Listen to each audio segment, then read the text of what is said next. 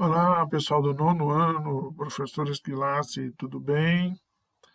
Bem, hoje eu estou aqui para a gente ler, para nós lermos juntos o material que eu passei para vocês aí, que vale do dia 10 até o dia 21, tá? Com as atividades que tem nesse texto para você responder, depois me mandar via GSA ou principalmente via e-mail, como alguns estão me mandando, que parece que é mais fácil. E quem não tiver condição de fazer nenhum dos dois é para deixar no caderno, né? Todo mundo vai fazer no caderno. E se não conseguir me mandar por foto, eu vou olhar quando a gente tiver na aula presencial. Tudo bem?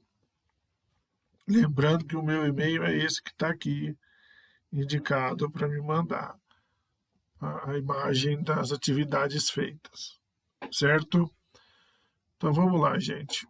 Segundo a Secretaria da Educação, o assunto que a gente vai tratar essa semana está ligado à astronomia, né? Então é meio que uma revisão do que a gente já tinha visto antes, mas vamos lá. Vamos começar falando sobre a distribuição dos raios solares na Terra. Então ele começa perguntando: como se caracteriza o inverno na região em que você mora? E o verão? Descreva as variações na temperatura e no regime de chuvas que você percebe durante o ano. Você não precisa fazer essa atividade, mas eu quero que você perceba que existe uma diferença, né, entre chuva, clima, né, a temperatura em diferentes momentos do ano. Então, nós vamos trabalhar mais aqui agora a leitura do texto, né? A história de ler o texto, entender o texto para poder refletir e então responder às atividades que são propostas nesse texto aqui que vocês receberam por e-mail ou vão pegar impresso lá na escola. Se conseguir pegar lá no GSA é melhor, né? Por e-mail não, né? Tá lá no GSA esse material, para não ter que se deslocar, ficar saindo de casa aí para pegar material. Se não tem jeito, você vai buscar. Senão você fica com o material aí baixando aí direto de casa sem precisar sair. Então vamos começar a interpretar esse texto agora. A compreensão de como ocorrem as estações do ano está relacionado com os conhecimentos sobre a distribuição da energia solar na superfície da Terra e sobre como o planeta se posiciona em relação ao Sol no movimento de translação, lembrando que translação é o movimento do planeta em volta do Sol, né, e a rotação é o planeta girando em torno de si mesmo. Então, primeiro, é importante você observar essa imagem de baixo aí.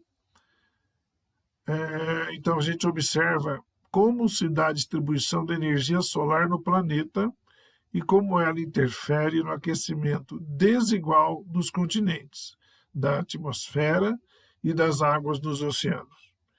Então, ó, vê aí na figura de baixo como uma mesma quantidade de energia do Sol.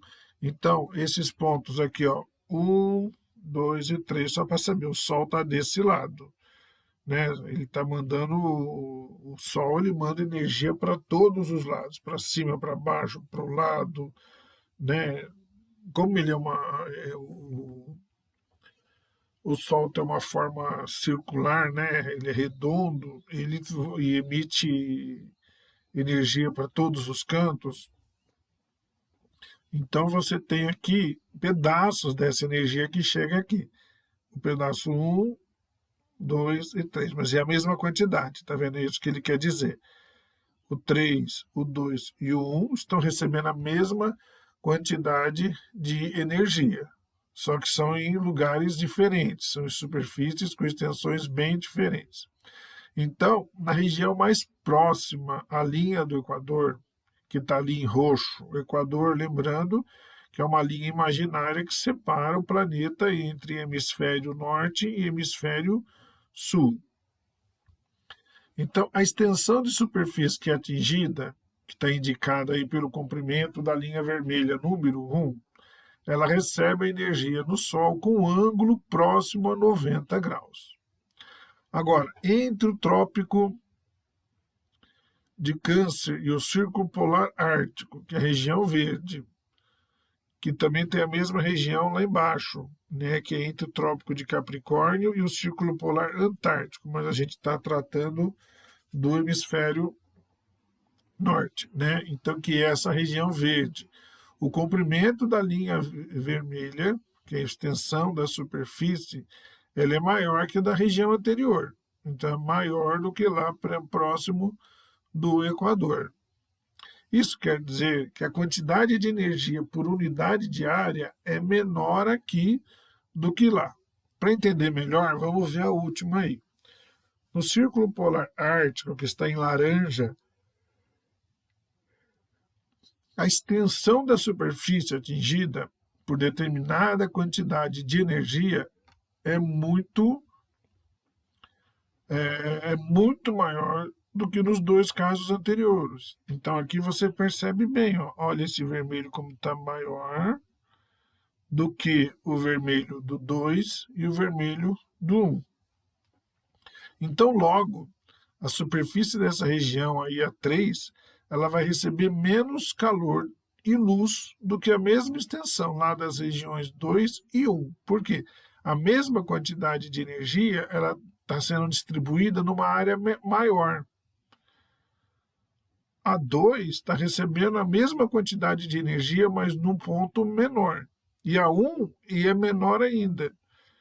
Tá? Então, se você tem a mesma quantidade de energia sendo recebido em tamanhos, espaços diferentes, quanto menor o espaço, maior a energia. Quanto maior o espaço, menor a energia, porque ela é distribuída. Então, a gente pode concluir que a maior concentração de energia luminosa e, portanto, mais aquecimento na região equatorial, próximo à linha do Equador, né, que está em roxo, do que nas regiões polares, que no caso aí está laranja. Tudo bem? Isso é importante para entender. Continuando o material que eu passei para vocês aí. 2. A Terra em relação ao Sol durante a translação. Então a gente sabe aí, a gente está vendo que a Terra, no desenho de baixo, lembrando que essa imagem não está representando os tamanhos corretos dos astros. Tá? Aí está parecendo que o Sol ele é menor do que a Terra, mas não é. O Sol é muitas vezes maior do que a Terra. É só um desenho, uma representação, né, para você ter uma ideia como é que é mais em termos de localização. Até que está escrito ali embaixo, se você for ver aqui, ó, elementos fora de escala de tamanho e de proporção e cores fantasias, porque não são essas cores, né? Porque está faltando as nuvens aí, é só uma representação didática para vocês entenderem, ok? Então vamos lá. A Terra em relação ao Sol durante a translação, que é o movimento da Terra em volta do Sol. Então, durante o movimento de translação, há 4 posições da Terra em relação ao Sol que indicam o início e o fim das estações do ano. Indicam também os solstícios, que ocorrem nos dias 21 de dezembro e 21 de junho, e os equinócios, que ocorrem nos dias 21 de março e 23 de setembro. Então vamos ver o que é isso. O equinócio. Equinócio, ele corresponde à posição da Terra em que o dia e a noite têm a mesma duração. O equinócio, ele marca o início da primavera ou o início do outono, depende do hemisfério considerado. No hemisfério sul, o início da primavera ocorre em 23 de setembro e o do outono em 21 de março. Já no hemisfério norte, as datas são as mesmas, mas as estações se invertem. Em 23 de setembro é o início de outono e em 21 de março é o início da primavera. Né? Lembrando que quando é primavera aqui no hemisfério sul, é outono no norte. E quando é outono aqui, é primavera lá. Assim como quando é verão aqui, é inverno lá. Quando é inverno aqui, é verão lá. Em função dessa do planeta ele ter, ou como nós vimos no desenho anterior lá, né? E ter essa inclinação de aproximadamente 23 graus. Agora, o que é o solstício? O solstício ele corresponde à posição da Terra em que a duração do dia e da noite ele alcança a máxima diferença. Então, o solstício ele marca o início do verão ou o início do inverno, dependendo do hemisfério. No hemisfério sul, o solstício de verão tem início em 21 de dezembro e o de inverno em 21 de junho. Agora, no hemisfério norte, as datas são as mesmas, mas, como já vimos, as estações se invertem. Então, em 21 de dezembro é o início do inverno e o 21 de junho é o início do verão. Então, isso tudo está representado nesse desenho aí embaixo. Tá? Inclusive, a parte iluminada da Terra, o Sol no meio, tá? E a Terra girando em volta do Sol, que é o que nós chamamos de translação. Eles têm aqui, eles puseram aqui, se você puder acessar, ó, o simulador de estações do ano. Então, ele tem um link aqui, que se você acessar, você vai conseguir ver isso acontecendo de forma mais visualmente fácil de entender. Tá? Então, vamos lá. Ao longo do ano, continuando lá em cima, né? Ao longo do ano, então, nós temos 4 estações do ano: a primavera, o verão, o outono e o inverno. No Brasil, dependendo da região, não há muita diferença entre as estações. Em outros lugares, em outros lugares, as noites são mais longas e as temperaturas médias são bem mais baixas no inverno, enquanto os dias são mais longos e mais quentes no verão. Em diversas regiões, o regime de chuvas também é diferente dependendo da estação do ano. Então, cada estação do ano ela dura mais ou menos 3 meses. Então, a partir de tudo isso que a gente leu aqui, você vai poder responder essas 3 questões aqui dessa atividade que tem aqui embaixo, certo? Lembrando que não é para escrever no livro, fazer as atividades no caderno, como vocês não têm livro, então é só para lembrar que tem que ter uma parte de ciências e ali você vai respondendo essas questões e, se puder, tira foto e me manda. Ok? Continuando aqui. Agora, o outro astro que a gente vai falar aqui é a Lua. Então, nós vamos falar sobre as fases da Lua. Aí ele fala aí no rosinha aí que, como a gente não está em sala de aula, não dá para aplicar. Mas as mudanças da aparência da Lua sugerem um sistema estático ou móvel. Converse sobre isso com seus amigos, com seus colegas. Então vamos lá. O movimento da Lua em torno da Terra, então a Lua ela gira em torno da Terra. Então vamos entender o seguinte: a Terra gira em torno de si mesma, é a rotação. A Terra gira em volta do Sol, é a translação, e nós vamos ver agora o movimento da Lua em volta da Terra, que é a lunação. Então vamos lá. Então o movimento da Terra, desculpa, o movimento da Lua em torno da Terra, ele é cíclico, né? Ele gira, né? Redondo e irregular. Em razão desse movimento, é possível observar que a aparência da Lua no céu se modifica ao longo do mês, o que a gente chama de fases da Lua. O período que a Lua demora para passar pela mesma fase é de aproximadamente 29 dias e meio. E esse período é chamado mês sinódico ou lunação. Então, ao longo da lunação, a cada dia, a Lua apresenta uma forma aparente diferente da do dia anterior. Chamamos de formas aparentes porque a Lua tem sempre o mesmo formato, arredondado, com achatamento nas regiões polares, mas não é sempre da mesma maneira que ela é vista na superfície da Terra. Então nós temos embaixo aí o outubro de 2020, né? dia 1º aí, ó, quinta-feira, até o dia 29 de outubro. Foram 29 dias depois, tá? Para mostrar todo o processo. Então, no dia 1º aí, aqui, no dia 1º começa o que a gente chama de lua cheia. E depois ele volta para o dia cheia lá no dia 29, mais ou menos, tá? Então, você vê aqui que cada dia a lua ela tá no dia 1º, aí ela vai dia 2, ela vai diminuindo até que mais ou menos lá no dia 8 ela está na lua minguante. Minguante por quê? Porque ela mingou, ela diminuiu. Ela passou de cheia para minguante. Só que ela não para, ela continua diminuindo, diminuindo, até que lá no dia 16 ela some.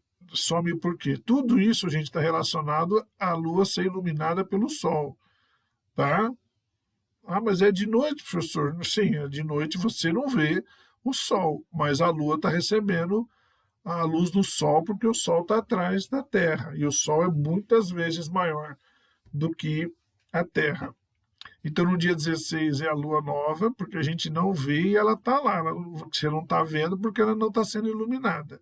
Então, já no dia 17, ela volta, começa a aparecer esse pedacinho parece um pedacinho de unha, ela vai aumentando, aumentando, aumentando, até que lá no dia 24, ela está na lua crescente, porque ela veio da nova, e aí da nova ela vai crescendo, então ela é crescente. Até que, depois da lua crescente, ela vai continuar crescendo até chegar no dia 29 de novo, a lua cheia, quando ela é totalmente iluminada, tá?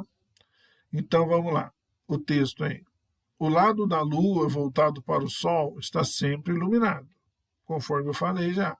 As fases representam quanto dessa fase iluminada pode ser observada da Terra. Então, como eu disse, o que a gente vê nas fases da Lua é quanto da Lua está sendo iluminada pelo Sol. Então, 4 fases recebem nomes específicos: a Lua nova, a Lua quarto crescente, a Lua cheia e a Lua quarto minguante. Ah, professor, por que é quarto minguante e quarto crescente? Porque você está vendo a parte 1/4 da Lua iluminado para a gente, tá? Apesar de que quem está do espaço, né, a Lua está sendo iluminada pela metade, a gente só vê 1/4 dela. Por isso que chama o quarto crescente ou o quarto minguante. Então, chamamos de lua nova o momento em que a fase visível da Lua não está iluminada pelo Sol. Isso ocorre porque a Lua se encontra entre o Sol e a Terra. À medida que a posição da Lua em relação ao Sol, à Terra e ao Sol muda, a face visível da Lua começa a receber iluminação. Então, quando metade dela está iluminado, é chamada Lua quarto crescente. Ao longo dos dias, a face visível da Lua vai ficando cada vez mais iluminada, até o momento em que fica completamente iluminada. É a Lua cheia. Após esse momento, a área iluminada vai ficando cada vez menor, até ficar metade dela iluminada na fase chamada Lua quarto minguante, e continua a diminuir até novamente a Lua nova, quando o ciclo recomeça. As fases da Lua e os saberes populares. Práticas tradicionais de caça, pesca e agricultura ainda hoje são orientadas pelas fases da Lua. Embora não haja comprovação científica dos diferentes resultados obtidos em cada uma das fases, muitas pessoas em todo o planeta levam em conta as fases da Lua para plantar, para podar alguns tipos de vegetal, pois acreditam que eles se desenvolverão melhor.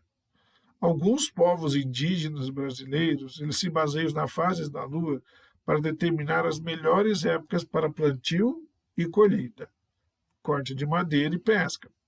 De acordo com suas observações, alguns peixes são encontrados com mais frequência quando a Lua estava em determinada aparência. Esses povos observaram também que em épocas de lua cheia, os mosquitos são mais frequentes nas plantações. Assim, nessa fase da Lua, seria a melhor colheita para combatê-los, melhor época para combatê-los. Então, a sabedoria popular também associa as marés e a pororoca como as diferentes fases da Lua. Pororoca é o encontro de rios, né, das águas do mar com o rio, gerando ondas intensas. Então, já teve gente que foi lá surfar essas ondas no rio, porque ela fica muito grande. Tá? E tem gente que associa também fase de lua com nascimento de filho, com corte de cabelo e por aí vai. Certo? Então, alguns saberes populares ligados às fases da lua. E terminando aqui, nós temos o que a gente chama de os eclipses, que é bom saber para não confundir eclipse com fase da lua. Então, a lua nova, ela não é um eclipse, tá?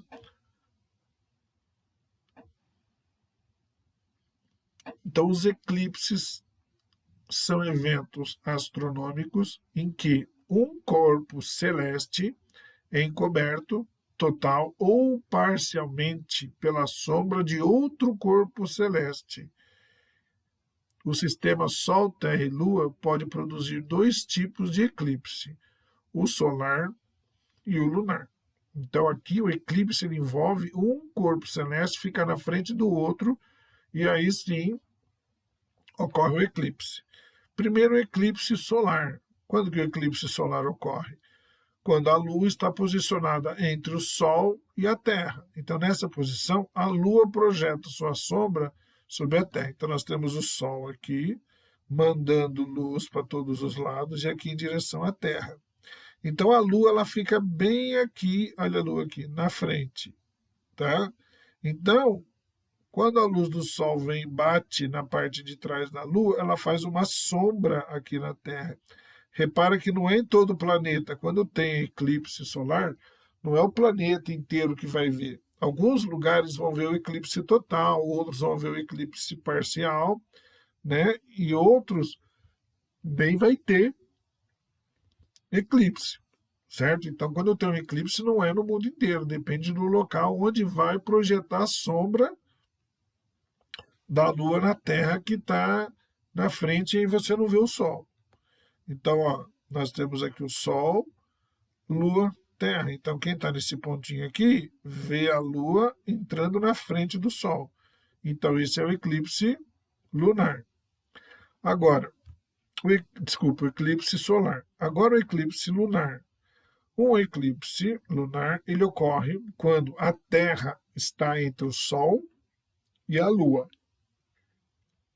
Nessa posição, a sombra do planeta cobre total ou parcialmente a Lua. Os esquemas ao lado aí que você pode observar, eles apresentam os tipos de eclipse lunar que pode ocorrer no sistema Sol-Terra-Lua. O eclipse penumbral é difícil de ser percebido, pois a luminosidade da Lua permanece quase inalterada. Então, ó, nós temos aqui o eclipse lunar total, que é quando, ó, aqui nós temos o Sol, a Terra e a Lua, tá? Então você vê ali que a Lua ela está totalmente atrás da Terra. Então você que está aqui na Terra de noite, olhando para a Lua, você não vai ver a Lua, né?